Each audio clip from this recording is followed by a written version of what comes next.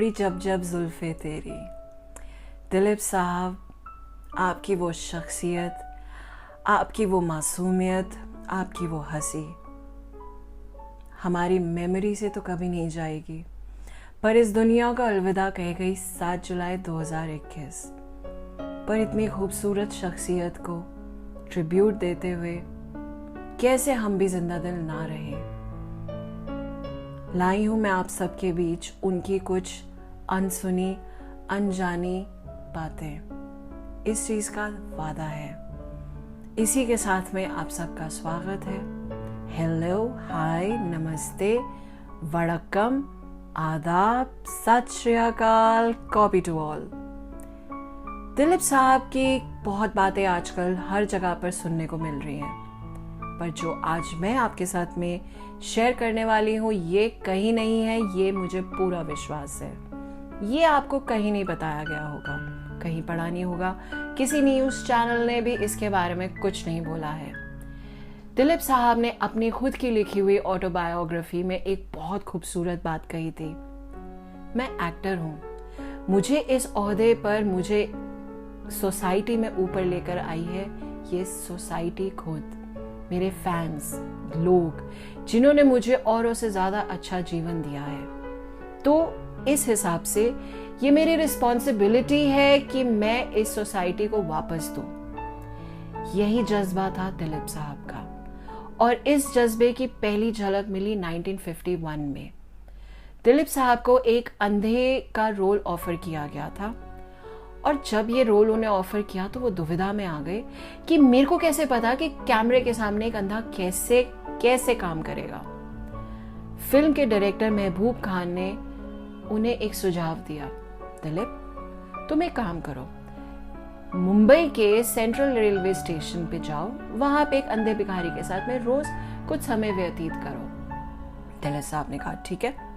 वो गए और वो वहां पर उस एक अंधे भिखारी के साथ में समय व्यतीत करने लगे।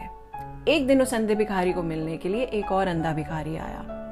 उसने जैसे ही दिलीप साहब की आवाज सुनी उसने कहा, अरे भाई कौन हो तुम? तुम्हारी तो मैंने पिक्चर देखी है, तुम्हारी आवाज तो बिल्कुल उसी एक्टर की तरह है। दिलीप साहब एकदम हैरान परेशान, ये क्या? उन्होंने पूछा, अरे भाई तुम तो अंधे हो, बुरा मत मानना, तुम्हें तो दिखाई नहीं देता, तुम पिक्चर कैसे देख लेते हो? अंधा मुस्कुराया, साहब अंधा हूं पर आपकी कही हर शब्द को महसूस कर सकता हूँ, आपकी बोली हर बात को मैं भी जी सकता हूँ, आपके दर्शाए गए हर एहसास को मैं भी अपने अंदर ले सकता हूँ, फील कर सकता हूँ।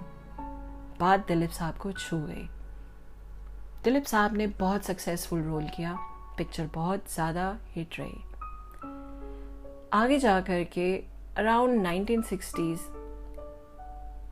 एक्स इंडियन कैप्टन ने दिलीप साहब को ऑफर किया नेशनल एसोसिएशन ऑफ ब्लाइंड के चेयरमैन बनने के लिए। दिलीप साहब के सामने तुरंत उसी बेगर का चेहरा आ गया। दिलीप साहब ने कहा, मैं व्यस्त होने के कारण अपनी रिस्पॉन्सिबिलिटीज को छोड़ नहीं सकता, छुटला नहीं सकता। ना सिर्फ उन्होंने वो चेयरमैनशिप ली, बल्कि उन्होंने सबसे पहले 50,000 रुपए डोनेट करे और एक ट्रेन चलाई जो बॉम्बे से पुणे जाती थी, और उस ट्रेन के अंदर मैं अपने साथी कलाकारों को भी प्रोत्साहित किया कि वो भी उनके साथ में जुड़े। इसमें उनके साथ में ना सिर्फ उनकी पत्नी सायरा बानो बल्कि जॉनी वॉकर भी बहुत बहुचर्चित कलाकार थे। आम आदमी इस खुशी में कि वो इन सितारों के साथ में एक दिन बिताएंगी, इस ट्रेन की टिकटें बहुत धड़ल्ले से खरीदती थी। इस ट्रेन की टिकटों की सारी जितनी भी कमाई होती थी वो national association of blind Mumbai को जाती थी। बहुत फायदा हुआ national association of blind. Dilip साहब की खासियत सिर्फ यहीं पर जाकर नहीं रुकी, उन्होंने अपनी आवाज डेफ एंड म्यूट कम्युनिटी को भी दी। इसके अलावा जब इंडिया चाइना का वॉर हुआ था तो शिवाजी पार्क के अंदर में भी दिलीप साहब ने लोगों को एकत्रित करके आर्मी के लिए पैसा इकट्ठा किया था। और ना सिर्फ तब, जब बॉम्बे में अटैक हुआ था उस समय दिलीप कुमार साहब ने अपने घर के दरवाजे खोल दिए थे। सबसे कमज़ोर वर्ग, जिनके ऊपर सबसे ज़्यादा अत्याचार हो रहा था, दिलीप साहब ने उनको पुलिस प्रोटेक्शन दिलाई, खाना बंटवाया, मेडिसिन्स दिलवाई। जानते थे आप ये सब कुछ कि दिलीप साहब ना सिर्फ एक सुपरस्टार थे बल्कि एक बहुत खास इंसान थे। जी हाँ, फिल्म जगत को बहुत बड़ा धक्का लगा है, पर उससे बड़ा धक्का इंसानियत को लगा है। मुंबई का जॉगर्स पार्क, जहाँ पे अपने अंतिम वर्ष टहल करके दिलीप साहब ने भी बिताए थे, वो भी उन्हीं की देन है। नहीं जानते थे ना ये सब आप? ऐसे ही होता है कि उनकी शख्सियत की, क्योंकि वो एक कलाकार थे, इसकी चकाचौंध में वो कितने खूबसूरत इंसान थे, ये कहीं दब गया था। दिलीप साहब, दिल से सलाम है आपको।